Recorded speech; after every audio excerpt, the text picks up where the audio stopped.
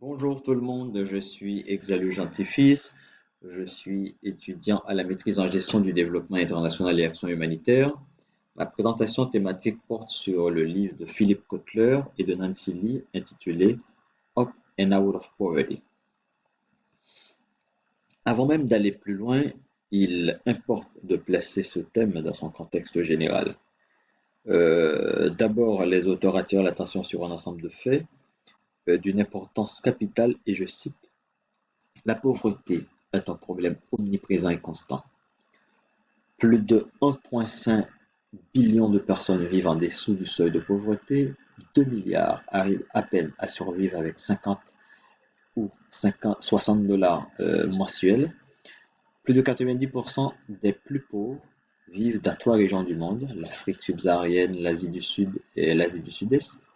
Les retombées économiques de la pandémie pourraient basculer plus de 70 millions de personnes dans la pauvreté. 122 femmes âgées de 25 à 34 ans vivent dans la pauvreté pour 100 hommes de la même tranche d'âge. D'autres chiffres, les uns les plus éloquents que d'autres, ne font que parler le langage de la réalité. Un sixième de la population mondiale vit avec moins d'1 dollar par jour. 30% de plus n'ont que 3 dollars par jour à leur possession. À peine 15% de l'aide internationale en argent, technologie, équipement et moyens parviennent aux personnes ou aux organisations ciblées. Et plus de 70% des personnes les plus pauvres vivent dans des pays à revenus intermédiaires, la majorité d'entre elles dans les zones urbaines. Un tiers environ de la population urbaine des pays en développement vivent dans les bidonvilles. 40% de la population mondiale n'a pas accès à un assainissement adéquat et donc 1,2 milliard de personnes ne disposent d'aucun type de service. Fort de ce qui précède, il est important d'attirer l'attention sur une classification du thème pauvreté. Premièrement, la pauvreté extrême, qui est une situation des personnes ne disposant pas de revenus nécessaires pour satisfaire leurs besoins alimentaires essentiels.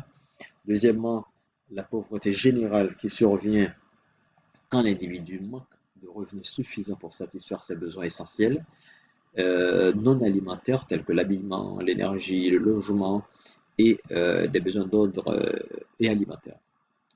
Maintenant, la pauvreté humaine qui est présentée comme l'absence des capacités humaines de base, telles que l'analphabétisme, la malnutrition, la longévité réduite, la mauvaise santé maternelle, la maladie et des maladies qui peuvent être évitées. Euh, la pauvreté dispose aussi de mécanismes, par exemple la corruption, les guerres, les tensions politiques, l'instabilité sociale, les crimes parmi tant d'autres.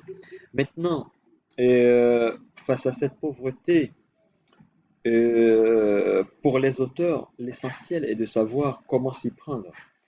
Globalement, ils pensent que nous devons adopter d'abord la socialisation, qui est un facteur important qui permettra d'éviter la création des ghettos et la marginalisation, maintenir une politique d'inclusion, bannir l'isolation des groupes vulnérables, adopter le marketing social pour aider les plus démunis à développer une autonomie financière, ensuite construire des alliances de partenariat, qui est donc une coalition entre diverses personnes y compris les organismes gouvernementaux et non gouvernementaux. Ensuite, il suggère de catégoriser des objectifs à long terme. Donc, cela passera par une hiérarchisation des tâches et des idées en fonction de leur pertinence et de leur calendrier. Il propose aussi des pistes de solutions intéressantes. D'abord, selon eux, il n'existe pas de solution parfaite pour abolir la pauvreté dans le monde. Cependant, de nombreuses politiques peuvent diminuer le pourcentage de la population vivant en situation de pauvreté. Le marketing social, plus que jamais, est primordial pour adresser le problème et atteindre l'objectif du millénaire numéro un pour finir donc avec cette situation dans le monde. Donc, il faut dire que il y a quelques années, on parlait d'objectifs du millénaire pour le développement, mais pour le moment, on parle d'objectifs de développement durable. Je vous remercie infiniment de votre attention. Merci de m'avoir écouté.